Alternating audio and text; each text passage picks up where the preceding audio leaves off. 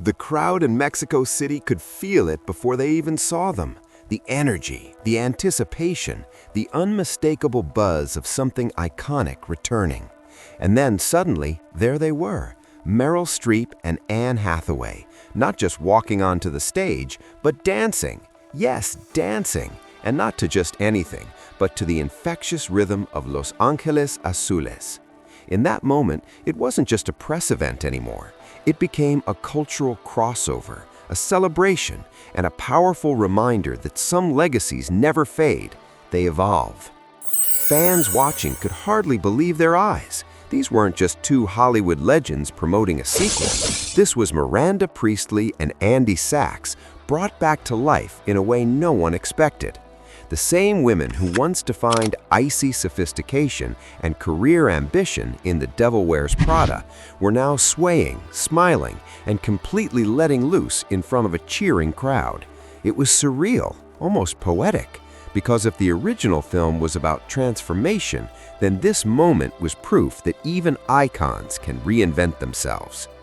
The return of The Devil Wears Prada 2 has been whispered about for years, but seeing it become real, seeing these two powerhouse actresses reunite, felt like a full-circle moment for fans worldwide.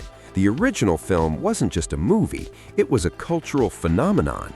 It shaped fashion conversations, workplace narratives, and even the way audiences perceived ambition and power. And now, nearly 2 decades later, that story is getting a new chapter. As the music played and the crowd roared, Meryl Streep, known for her commanding presence and unmatched acting range, showed a completely different side. This wasn't the cold, calculating editor-in-chief of Runway magazine. This was someone enjoying the moment, embracing the culture, and connecting with fans in a way that felt genuine and unfiltered. Right beside her, Anne Hathaway matched that energy, proving once again why she remains one of the most beloved actresses of her generation. But this wasn't just about dancing, it was about what that dance represented. The decision to kick off the press tour in Mexico wasn't random. It signaled something bigger, a recognition of global audiences and the undeniable influence of Latin culture in entertainment today. And by choosing the music of Los Ángeles Azules, a band synonymous with joy, nostalgia, and celebration, the stars tapped into something deeply emotional. It was a moment that transcended language, borders, and even Hollywood itself. Of course, fans couldn't help but revisit the iconic lines that made the original film unforgettable. That's all. Gird your loins. Florals for spring? Groundbreaking? These weren't just quotes, they were cultural staples, and hearing echoes of those moments during the promotional event added another layer of nostalgia. It reminded everyone why they fell in love with the story in the first place. And then there was the fashion, because let's be honest, nothing associated with The Devil Wears Prada is complete without a statement wardrobe. Both actresses arrived looking effortlessly chic, embodying the very essence of high fashion. Yet interestingly, neither of them wore Miranda Priestly's famously dissected shade of blue, the legendary cerulean, a color that once sparked one of the most memorable monologues in film history. That moment, where Miranda explains the significance of what seems like a simple sweater, has been analyzed, quoted, and referenced for years. It wasn't just about fashion, it was about power, influence, and the invisible forces shaping our choices. And during this event, that legacy lived on in the most unexpected way. As Miranda Hathaway playfully struggled to pronounce cerulean, it became a lighthearted callback that fans instantly recognized. Behind the scenes, longtime stylist Aaron Walsh stepped in to settle the debate, confirming the correct pronunciation with a smile.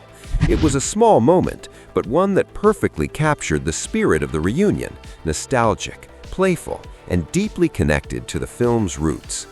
What makes this entire event even more fascinating is how it contrasts with the tone of the original movie. Back then, the story revolved around pressure, perfection, and the cost of success. Miranda Priestly was feared, respected, and often misunderstood. Andy Sachs was navigating a world that demanded she change who she was. But here, in Mexico, those same characters felt lighter, freer, almost as if time had softened the edges of their story. And maybe that's exactly what the sequel aims to explore. What happens after the ambition, after the sacrifices, after the climb to the top? These are questions that The Devil Wears Prada 2 has the opportunity to answer. And if this promotional event is any indication, the film won't just revisit the past, it will redefine it. The public reaction has been overwhelming. Social media exploded with clips of the dance, fans expressing everything from disbelief to pure joy. For many, it wasn't just about seeing their favorite actresses again, it was about reconnecting with a piece of their own past.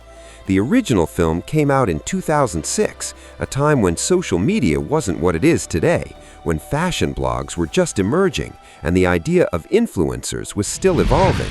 Now, in a completely different digital landscape, the story returns with a new context and a new audience. Industry insiders are already speculating about what the sequel will bring. Will Miranda Priestly still rule the fashion world with an iron fist? Has Andy Sachs carved out her own path? Or will she find herself drawn back into that high-stakes environment? And perhaps most intriguingly, how will the film address the changes in media, fashion, and power dynamics over the last 2 decades? One thing is certain, this isn't just another sequel, it's an event. A moment that bridges generations of fans and reintroduces a story that still feels relevant today. Because at its core, The Devil Wears Prada was never just about fashion. It was about identity, ambition, and the choices we make in pursuit of success. And the decision to showcase that message through a joyful, music-filled celebration in Mexico speaks volumes. It shows a willingness to embrace change, to connect with audiences on a deeper level, and to celebrate the universal language of entertainment. And in doing so, it sets the tone for what could be one of the most talked about releases of the year. As the music faded and the event came to a close, one thing was clear: this was just the beginning. The dance, the laughter, the nostalgia, it all served as a reminder that some stories don't just continue, they come back stronger, more vibrant, and more relevant than ever. And for fans of Meryl Streep, Anne Hathaway, and the world of The Devil Wears Prada, the wait for this next chapter has never felt more exciting. Because if this moment proved anything, it's that even in a world of ever-changing trends, true icons never go out of style.